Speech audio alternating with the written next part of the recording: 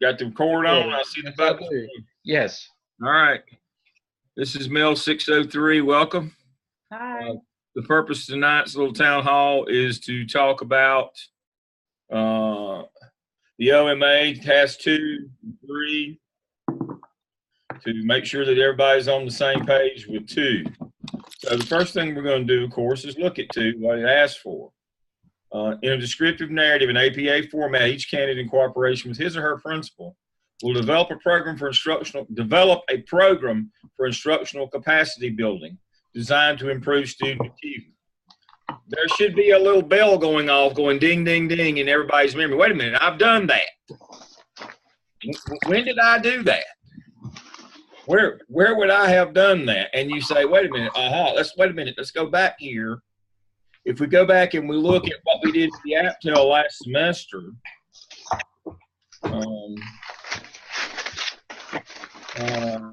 we did a literature review, bibliography, various teacher empowerment leadership best practices, and then we were looking at best practices in a school or clinical setting, and then we did data collection, and we talked about building efficacy, results-oriented professional development. We're getting close. Results-oriented professional development, approaches for evaluation, teacher leadership, and then lo and behold, we had to create a team of colleagues, a teacher empowerment leadership professional growth plan to do a better job with instruction in our school. Great day. We've already done this. So all we have to do is go back to tasks 1, 2, and 3 of the APTEL and pull out the pieces that we need, copy and paste, pull out the pieces we need to answer the questions or the prompts that we have in OMA Task 2.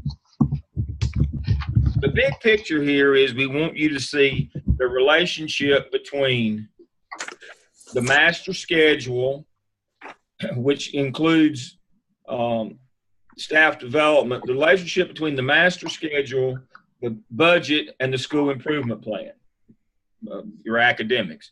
That it does no good to have an academic focus in your school improvement plan if you don't set up your master schedule that way and you don't fund it through your school budget that way. For example, if you're trying to improve your math scores, you might want to add some more minutes to the master schedule each day for math instruction, or you might want to do some staff development with your teachers in math instruction. But if you don't have your master schedule set up that way, you're going to have problems. Those 3 have to work together. Everything in education pretty much is a triangle. This triangle is budget, master school improvement plan. Those 2 have to support that one. Without it, the triangle collapses. And so as you're going to learn, as you're learning in 603 in your class content, ethical concern, law, operations go together as well. We have a number of triangles in this business, and this is the major one. Your budget and your master schedule have to support your school improvement plan. Your master schedule has to be able to be adapted so that you can run your staff development plan. That's why we brought this piece back into the OMA. I'll show you what I'm talking about. This is my professional development plan that I developed for teachers. I call it MTSS for teachers. It takes advantage of all 3 of the most effective methods of staff development, according to Linda Darling-Hammond. It has whole group, it has PLC, which is small group, and it has one-on-one coaching. Now, if you can see on my screen, if you see that this is first semester, this is second semester, what we plan to do, this is my overall staff development plan for a school for a year. Now, it's okay to have large blocks of staff development time if you know how to use them properly. Either cut them in half every day or go every other day. There should be time in there in your blocks I like for them to be at different times during the week, because if you're doing one-on-one mentoring of a new faculty member, the mentor and the mentee do not need common planning time. Usually we have, let's say we got an English teacher in high school. We hire a new one and we have one of our veterans to mentor her. One of the problems is in high school, we give common planning time for the English department. When is there going to be a time when each of the mentor and the mentee can get into one another's classroom and watch them work if they have common planning time? They're both teaching at the same time. They're both planning at the same time. There's never a time when the mentor has a free time that the mentee doesn't have free time. So that's what we're talking about, making your master schedule work for you instructionally. If you want to do professional development, if you want to do one-on-one peer coaching, which you need to do with your new people and your not so good people, you need to make sure their mentor does not have a common planning time with them so that they can be in their classroom and that mentee can come and observe them. Now, when you're doing small group PLC work, they need to have common planning time. So this is my plan. It takes advantage of all the three major types of staff development you have in your school, but we have to build this in. It must inform our master schedule. So if we go back and look, that's what we're doing is we are taking all three of these tasks that we did in the APTEL, and we're pulling the bulk of them out, and we're plugging them into where we need them to inform our professional growth plan, which will be taken into account when we start looking at the master schedule in the next task. So if we look at what's required in this one, a formal program proposal approved by that addresses the 4 types of instructional resources that are used to build instructional capacity. You did that in task 1. Instructional capacity needs assessment. It's based on what you did in task 1 again from the OMA task 1. Federal, state, and local compliance matters. Exceptional learners, make sure that you factor those in. Formative assessment align with identified need for growth that reflects understanding of tools of inquiry and evaluation. Detailed plan for professional development. There you go. You built that in task 3. Now, formative assessment. I preached this sermon in our classes in our intern sessions last semester, and I hope everybody got this. Formative assessment is of the adults, not of the students. Formative assessment is not giving them a test halfway through the year. Formative assessment is fidelity check. It's of the adults. And you had that piece in your plan before, how that you were going to assess teachers. That's what we're talking about here. Formative assessment is you assess the teachers, not the students. Are they delivering with fidelity what you wanted them to, both content and stylistically? So, as you can see, all the information that you need to do task 2, you already have. You have it in the first 3 tasks of the APTEL from last semester and task 1 of the OMA that you're completing now.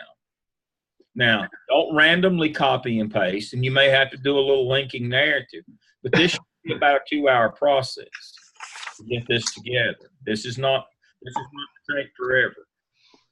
People said, well, why we do it there? And I wanted you again. We want you to see, the state wants you to see the link between all of these things, that you can't just go out and build a master schedule based on eeny, meeny, miny, mo, or teacher input, and it work for your school instructionally and work for your school in order to do staff development. Continuous improvement is the only way that you will survive nowadays. You got to get better or you're going to get out of the business. You get so many new ones now. We have such turnover in our business. You've got to induct them. You've got to work with them.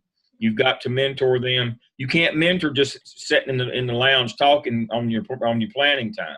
You need to be in the rooms working. To do that, you have to unsynchronize your schedule at certain points. Maybe not every day, but the English department, everybody in the English department can't have common planning if we expect to do any mentoring. So I like where you have different days, you have different schedules in terms of how you do your planning, so that 1 or 2 days a week the whole English department's on planning. I'm in class right now, brother. but in other days they're not, so that you can do the small group or the one-on-one mentoring. Dr. Lamb, may I say something about task one? Yeah. Task one of the one of the things that I'm seeing consistently is that, you know, first of all, the task one of the OMA is going to have, it should have lots of stuff in there, because you're going to look at all of that stuff later on. But they're failing many times to embed it with the actual schedules, the actual master school schedule, duty rosters, and things like that. You can talk about, but you actually need to embed those into your narrative and your document for task one. So please make sure that you're going back, and you're going to have lots of stuff with task one of the OMA. Sally had a question. Sally wants to know, will this hurt your Turnitin score? The threshold on Turnitin score goes up for the OMA. The threshold for the APTEL was 30 for the APTEL, because there was some duplication, was 40. The threshold for this is 60. It's not our first day. We understand that if you copy of some of your but it will show us that it's your previous work. Turnitin can do that. It tells us why you got why you got 55, or if it gets more than 60, that means you probably did more than copy your own work. But we have the ability to look in Turnitin and see why your number is so high, but we don't even blink if it's less than 60. I mean, I figured that was it. I just wanted to make sure there wouldn't be a problem with that. That's good, Sally. I had a botany professor, and he talked to Sally all the time. That was a million years ago. So I talked to Sally. I still remember that. Dr. Lamb. Yes. Do you want the prompt and the task? Like, do you guys want all that in there this time, or? Yeah, Yes. I always include the directions for the reader. Make it easy on the reader. We're trying to do anticipatory set. Okay. Thank you. Our graders know what to expect, and they expect to see the directions. They don't like to have to sit with the rubric in their lap to read it. They like it right in front of them. Okay. Make it as easy as you can. It's the same thing as it was when he put it in there with the APSO. You know, if it's in yellow, that means you write narrative work there. If it's in red, you take it out afterwards. If it's black, it stays. So, Dr. Lamb, could I say something here? This is Phyllis. I would just like to remind them as well that you were talking about going back and picking up pieces from work you've already done. If you feel like at times that you are repeating yourself or that you're using the same information, that is alignment.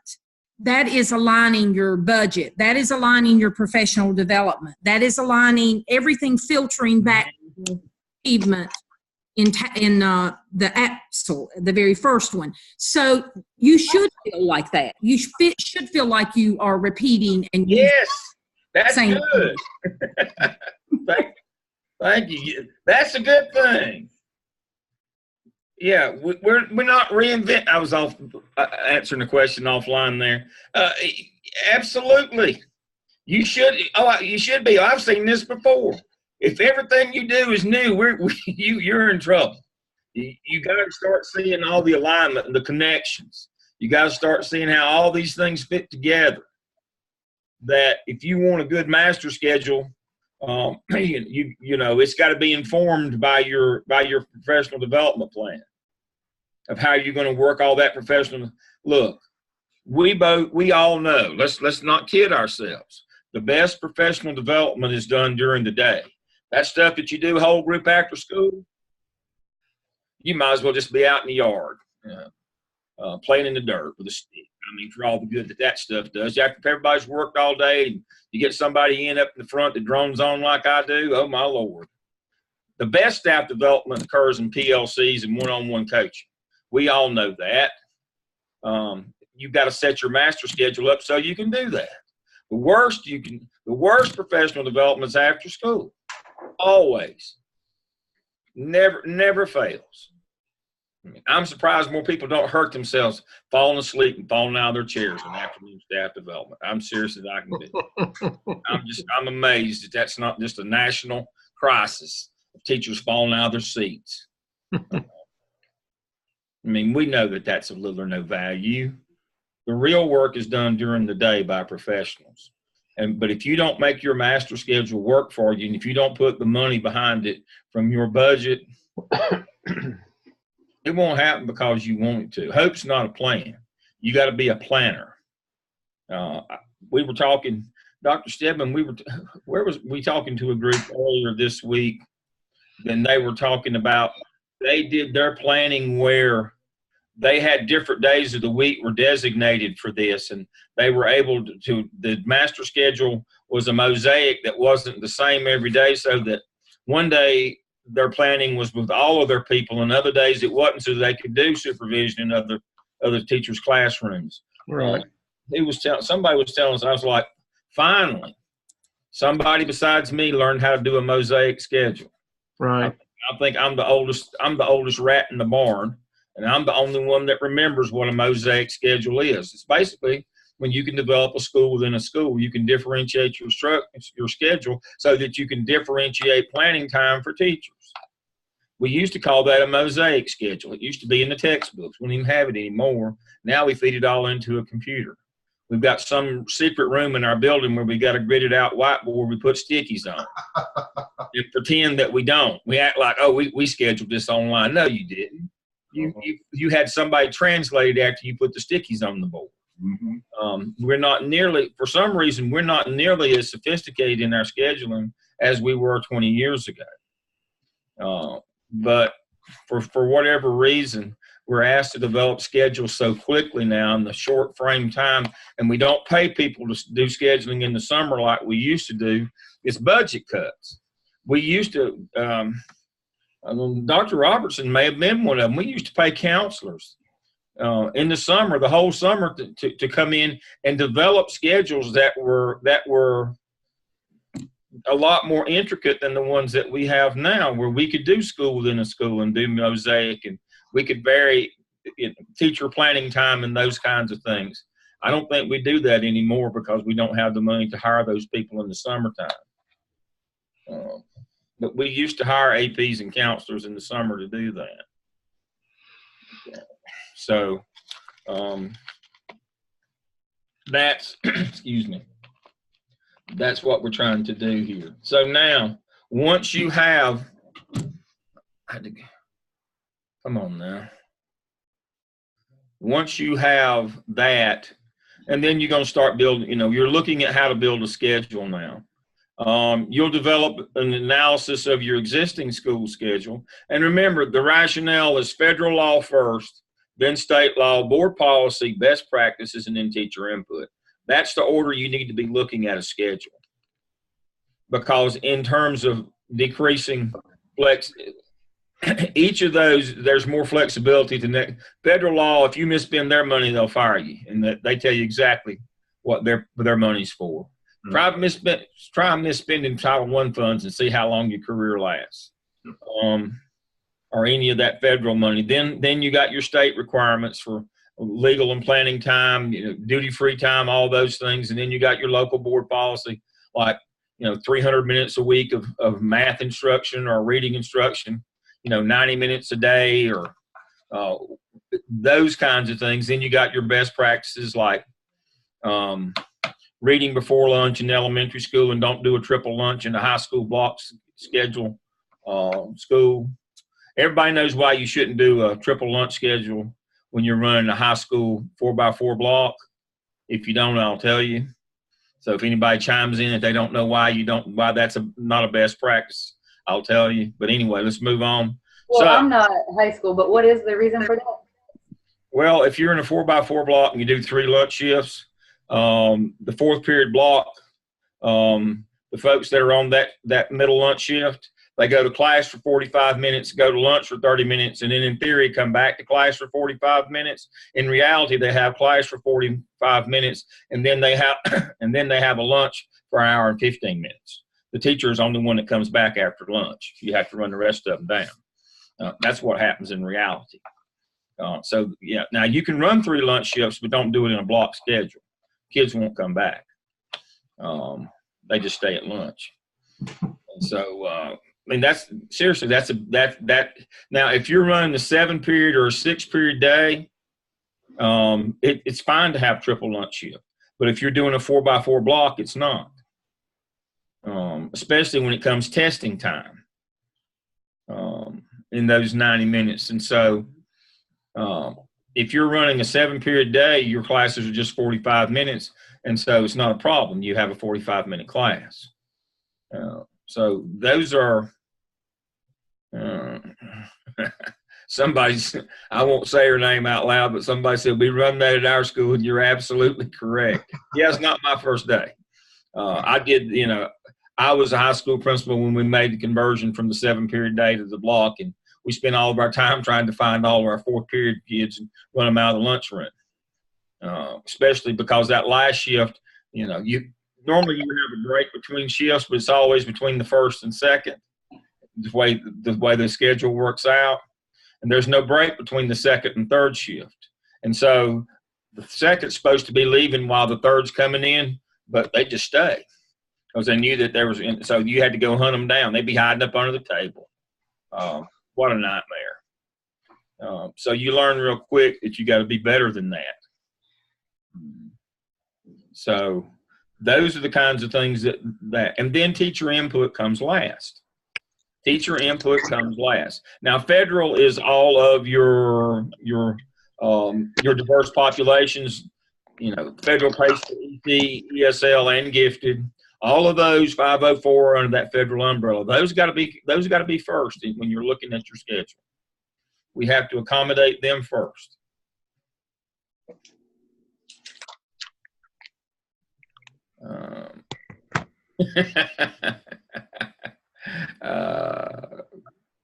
Said this is her school. I didn't stop by.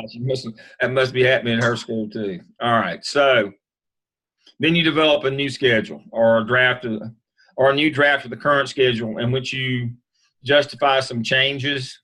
Again, your rationale should be to better fit this federal requirement, to better fit with the state requirement on planning time. You need to tell us why you would suggest changes in your schedule.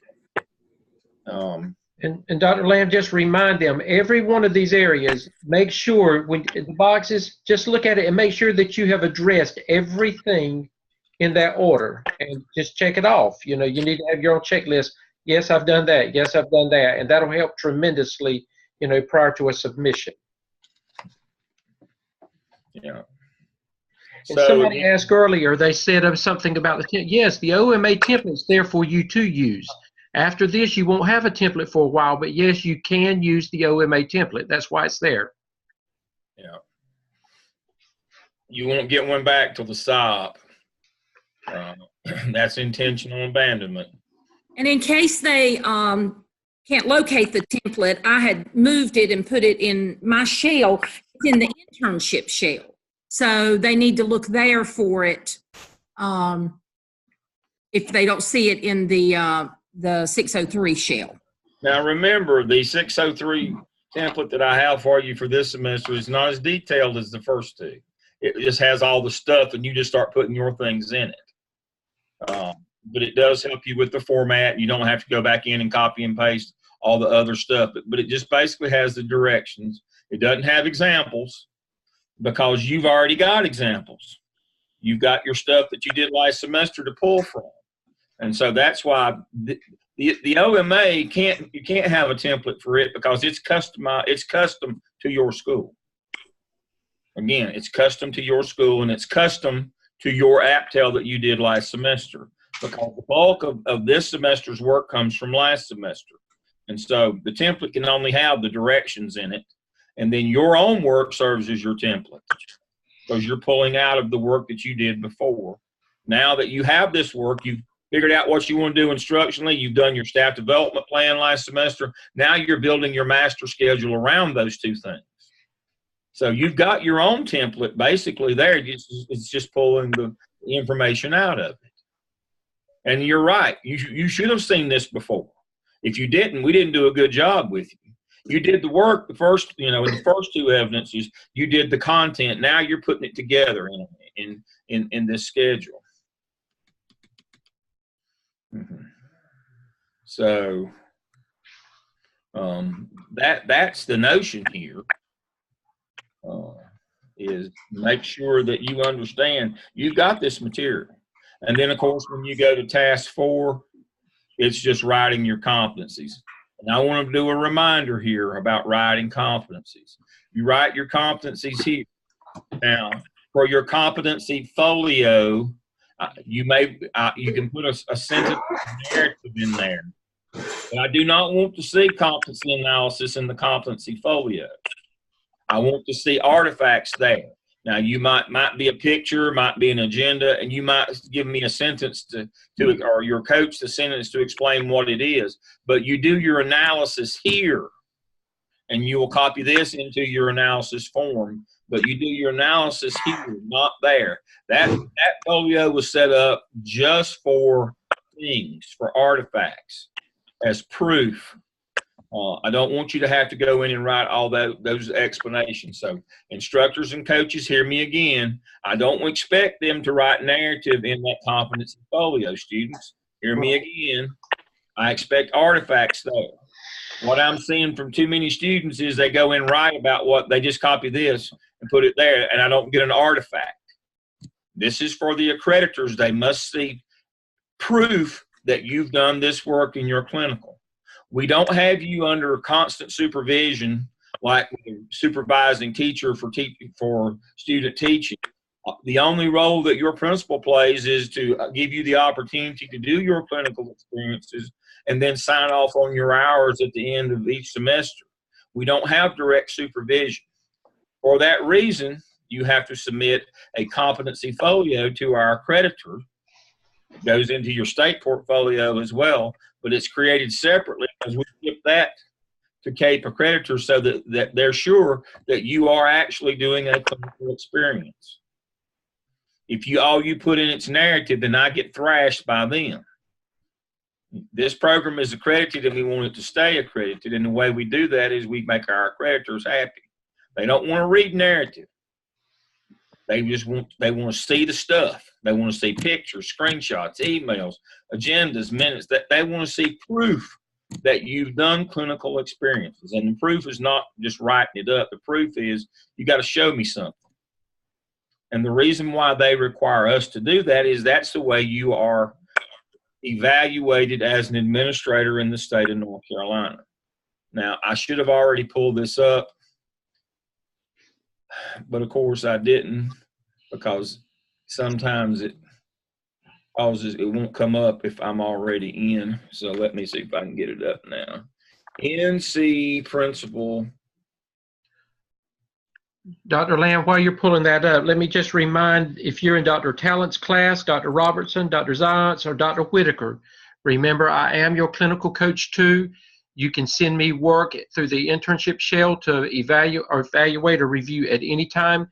And you will be getting another Zoom link from me sometime tomorrow. And I will have Zoom hours on Sunday evening from 6 o'clock until, but you can call me anytime or communicate with me anytime during the week if you need me. So if you don't, it's your fault if you don't reach out to me and you need help. Okay. And Jessica, you don't have to do that. I'm there if you need me to do that. It's just, I am just an extra set of eyes if you need me to look at it before you send it to your instructors or anybody. Just know that. So this is the evaluation manual for the state of North Carolina for school-based administrators. The first place I want to stop is school improvement plan. A plan that includes strategies for improving student performance, how and when improvements, use of funds. Why do you think we had you do that? A graphic organizer that has all those who's going to do it, when, where the money's going to come from, how it's going to be measured. It goes back to what the state expects in a school improvement plan. We're teaching you how to build a school improvement plan. And all these action, marketing, and growth plans in the end are going to become the working copy of your school improvement plan when you put them all together in the SIOP. That's the expectation, as you can see. The next thing I want to stop on is evidence. The evidence is document or narrative that demonstrates or confirms the work the person being evaluated. Doesn't say anything about proof. It just says it documents or confirms the work. Now let's see what it says, what an artifact is.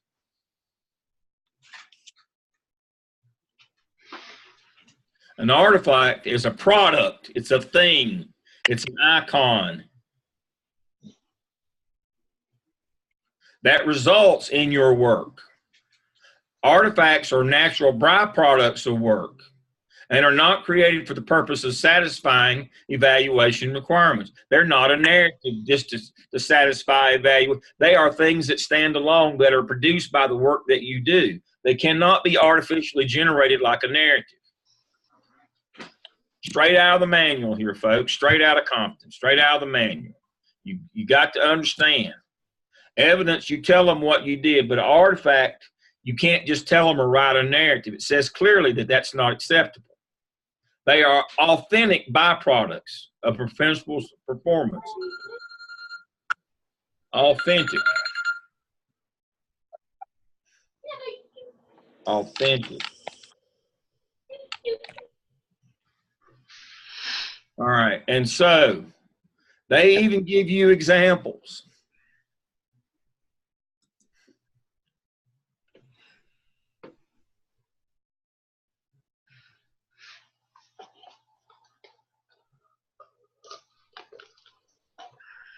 They tell you what your narrative should contain, all these bullets here. And then they tell you what separate, you notice it's a separate list of artifacts will have been generated. So evidence artifacts is your way of life from here on out. I hear students say, boy, I'll be glad when I get done with this. I'll never have to hear about evidence artifacts again. You probably won't, because if you're not any smarter than that, you're not going to get a job in this business. This is how you will be evaluated. This will be your life from now on, is evidence artifacts. Evidence is what you're doing, building the process, writing it up, displaying your data, doing your needs assessment. That's all evidence work. Artifacts are generated by them, and they'll expect to see this stuff when they come out to do your evaluation. Well, Dr. Lamb, it's no different than if anybody that's gone through National Board Teacher Certification. It was dealt with nothing but artifacts. You had to do narrative work, but it required a lot of evidence and artifacts. A lot. So the notion here is I do not want to see a bunch of narrative in your competency folio. It was set up separately just for your artifacts. You put your evidences in your DRF portfolio where we read the story. And then to prove that you did what you said, we go to that competency folio and we see those artifacts. No more than a sentence of narrative that says, this was a meeting that I conducted. We would have probably figured that out, but maybe not. But don't argue your case for proficiency on that on that particular competency based on a narrative. Show us that you're proficient.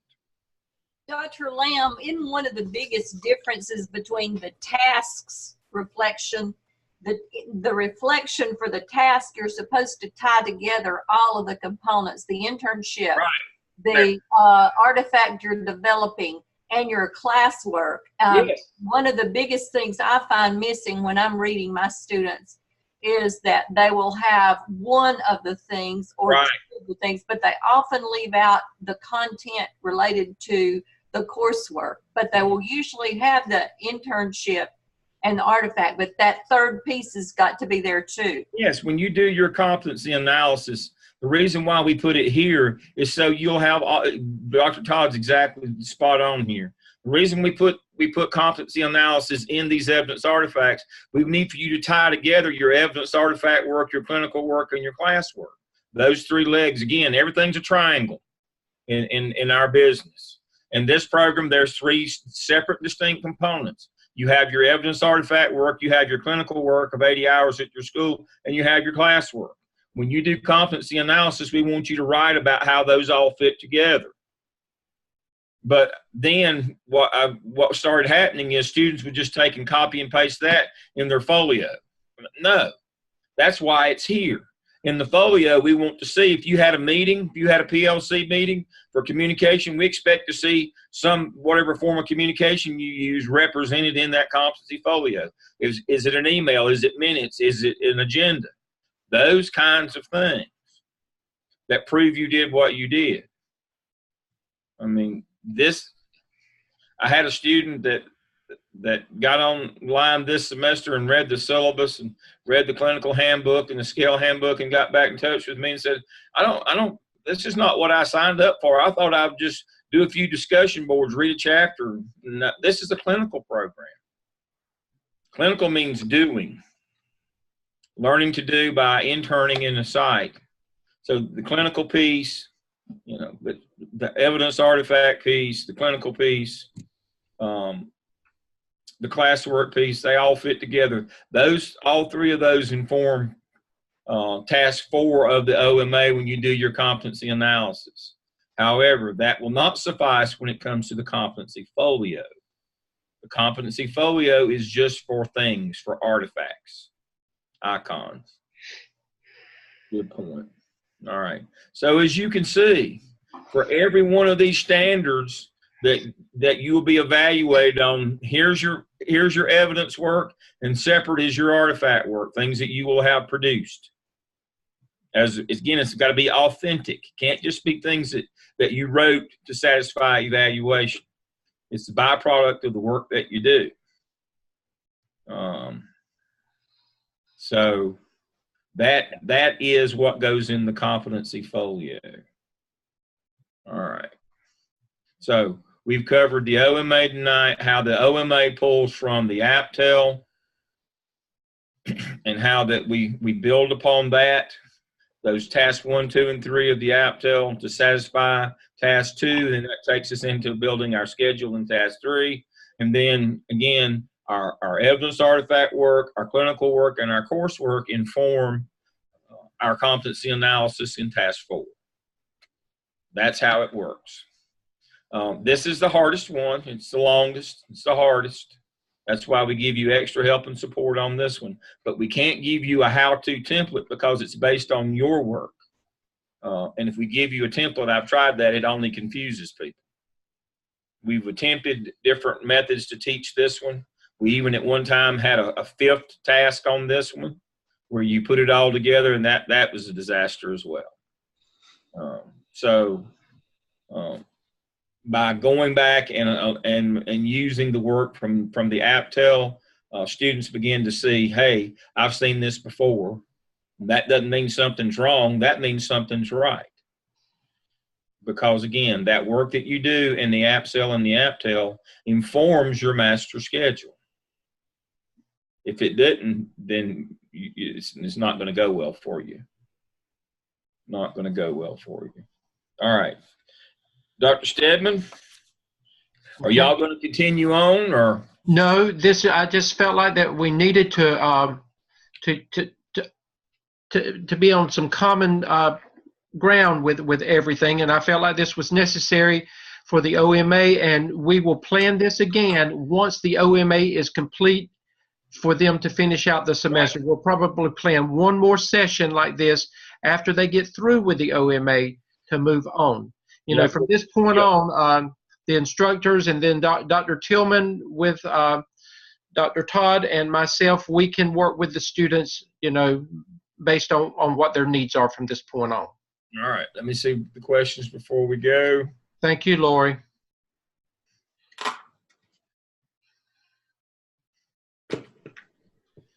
And I will, this is recorded, I will send the link out to the instructors, and the instructors will get it out to the students at some point. Excellent. Instructors, thanks for joining us tonight. If you have any questions for me or any of you, you know, just call or email, and I'll return this call that came in while it was on here. It's probably a student. All right. I'll see y'all again soon. Thanks for joining us tonight. I'll see you in a few minutes. All righty. Thank you. Bye-bye. Bye.